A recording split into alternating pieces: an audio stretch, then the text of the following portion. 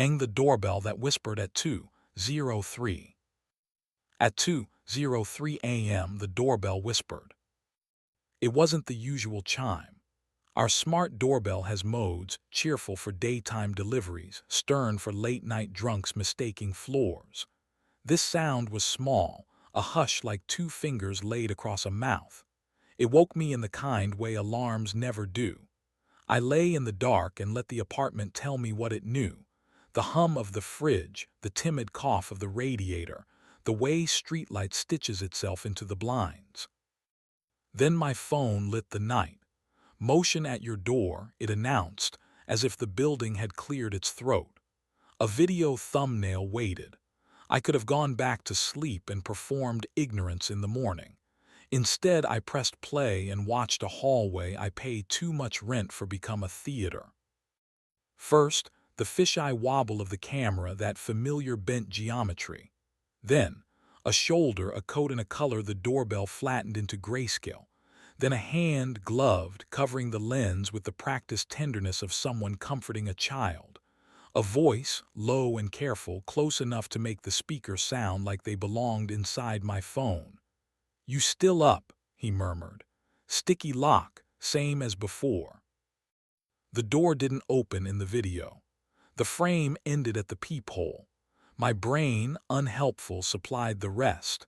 Our door yawning, the chain catching, the soft click of recognition. I stared at the timestamp like it owed me money. 2:03. My wife Eva had told me she was sleeping at her studio to finish a commission, an installation of mirrored panels that wanted to look like rain deciding to fall indoors. "I'll crash on the couch," she'd said with the breezy guilt of a person who believes in both art and forgiveness. I'd said okay and meant it. My name is Leo.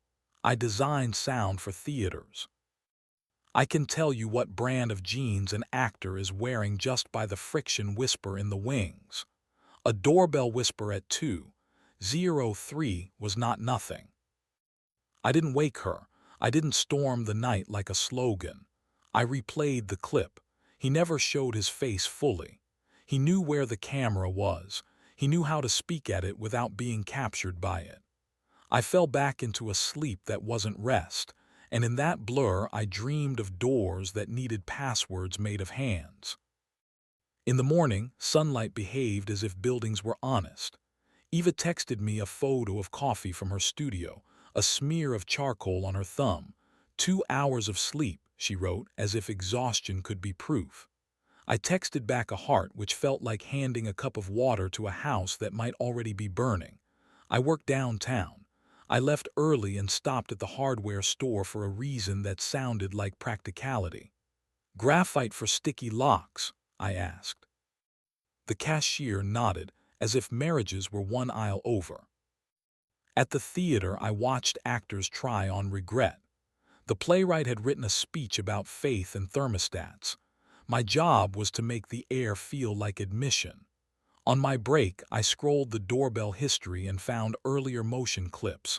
A delivery at 5:12 p.m., a neighbor's dog at 8:44, nothing at 2:03 a.m. before last night. First time. First whisper. That evening, Eva came home at 7 with paint in her hair and the look of someone who'd negotiated with a stubborn material and won. She kissed me slow in the doorway, the way you kiss a person who knows your inventory. Her mouth tasted like mint and the start of a lie. "You look good," I said. "I feel feral," she said, smiling, which is how she talks when she's proud of having outrun kindness. "You eat yet?" I cooked pasta like a man auditioning for competence. We ate on the couch and watched the city inventory its lights. When she went to shower, I stood by the door and looked at the lock the way you look at a scar that might be a map. I slipped the key in, turned. It caught at a place it didn't use to, sticky, same as before. "Doorbell made a weird noise last night," I called through the bathroom door. The water paused, a heartbeat, then resumed. "Weird how?" she asked. "Like a secret," I said. She laughed. It's a machine, Leo. It doesn't know how to whisper. Machines learn from the people who touch them, I said, too lightly to be a sentence and too heavy to be a joke. She came out wrapped in a towel and crossed the room with the ease of someone who trusts the floor. "Are we doing this?" she asked, not unkindly. "Because I'm tired enough to be brave." Maybe I should have said the name I didn't have. The hallway had offered only consonants. Instead I said, "Who came at 2:03?" Her face did a choreography I recognized. Surprise, anger at being surprised, sadness at being recognized. "A friend," she said, "from before us. He was in the neighborhood." I could have asked for his name. I didn't. "Why didn't he say it into the camera?" I asked. "Because he knows how to read a room," she said, and the line arrived with the kind of irony you can spend years mining. We didn't fight. We went quiet, which is worse. Quiet is the solvent that makes truth slippery. Later, in bed, she reached for me and I let her, because wanting is not a moral argument, it's a weather report. We moved with a care that felt like edgework. Her fingers traced the place below my ear that makes me forget proper nouns. She whispered my name in that low wave that has made a church out of my body for years. I held her and thought about locks and graphite, and the way some doors remember every person who ever touched them. In the morning, I changed the doorbell settings. I told myself it was about power saving. I gave it a new chime, clear, bell-like. If it whispered again, the whisper would be on purpose. That afternoon, I ended up near Eva's studio. She had told me she'd be home late again. I brought food because bringing food is something that always used to mean I want you. The door was open, the sound of metal against metal ringing in a way that made the building taste honest. I stepped inside. Eva was alone, kneeling on the concrete floor, arranging mirrored tiles on a frame. Sunlight made geometry out of her, pieces of her reflected and reassembled. On a table nearby, a toolbox, a coil of wire, and a ring of keys. I recognized ours. I recognized the one to the laundry room downstairs. I didn't recognize the small brass one with a round bow, the kind old doors admire. She looked up and her face became a thing I wanted to keep. "You brought noodles," she said, relieved and wrecked. We ate cross-legged on the floor, the mirror fragments making maps around us. I waited until she was full of warmth before I laid down a sentence. "Who is he?" Her chopsticks paused midway. She chewed, swallowed, set them down with the dignity of someone who doesn't want to waste a good bite with a bad answer. "Soren," she said. "I met him before you. We were almost a story. We decided not to be. He moved away, then back. He is good at remembering half-finished rooms." "And now?" I asked. "He is a person who knocks at 2:03 because that's when he feels brave and least responsible," she said. "He wanted to see the rain panels.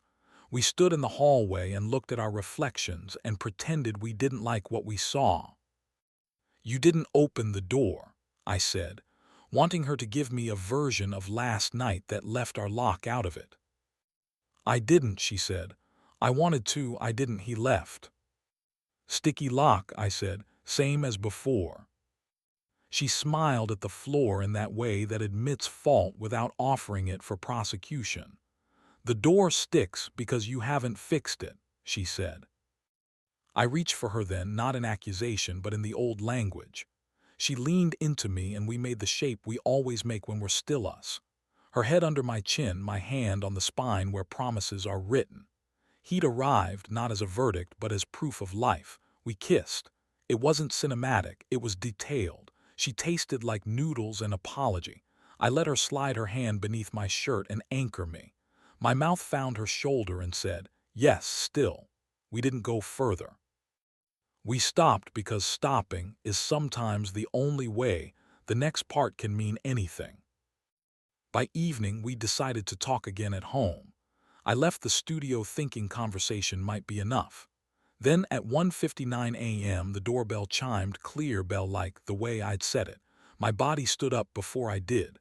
I walked to the door barefoot, every board in the floor articulating a worry.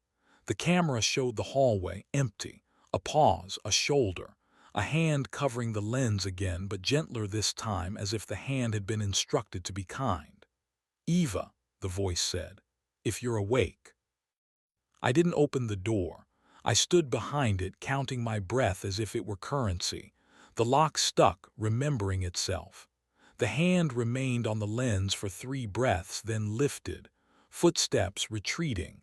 My phone buzzed with a text from the unknown number.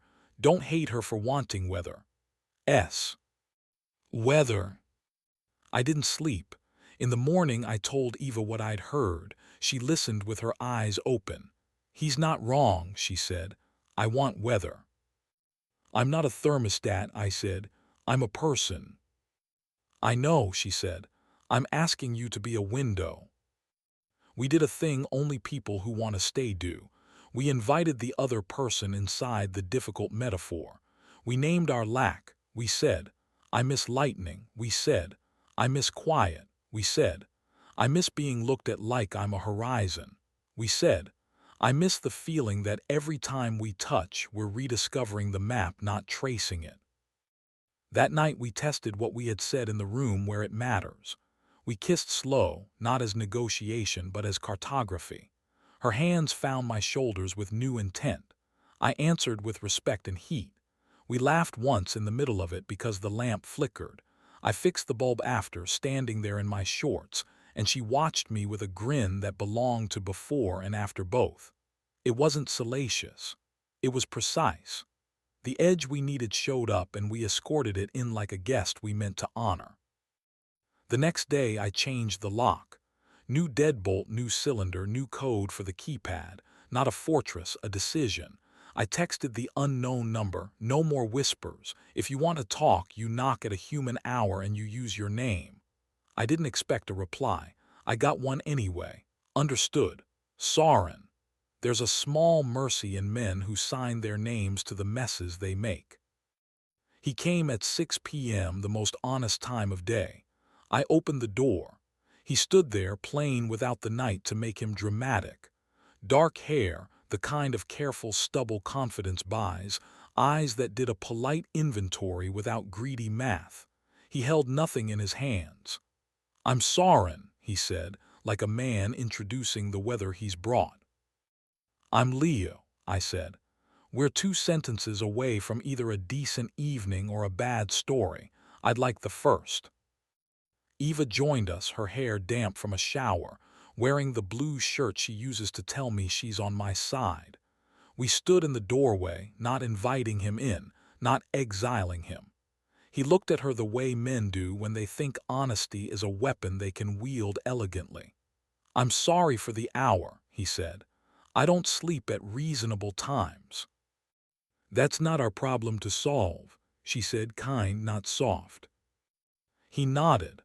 "I wanted to say goodbye without asking you to soothe my ego," he said. "I wanted to tell both of you that nothing happened because you created a room in which it didn't have to. I didn't say thank you. That wasn't the currency here. Don't write us down in your head as a proof that you're a good man," I said. "Just leave." He smiled because he knew he'd write it down anyway, and then surprised me by not defending the urge.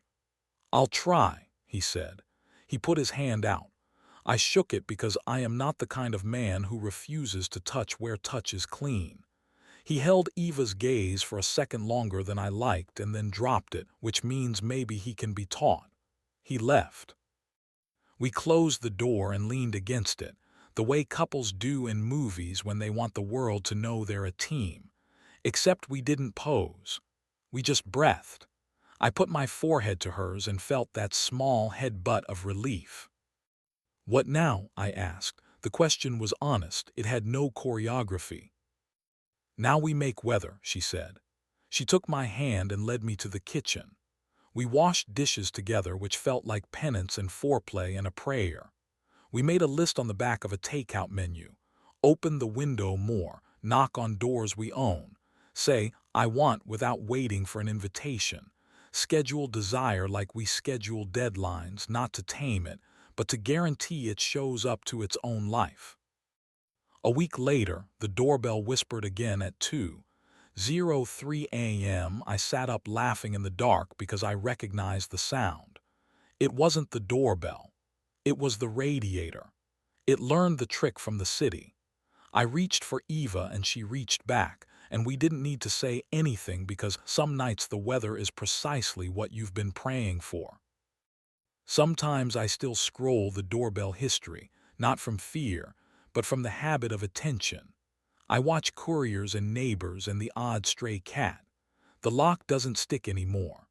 Our door opens with the confident click of a truth that doesn't apologize for being chosen. On the shelf by the door sits a small brass key with a round bow.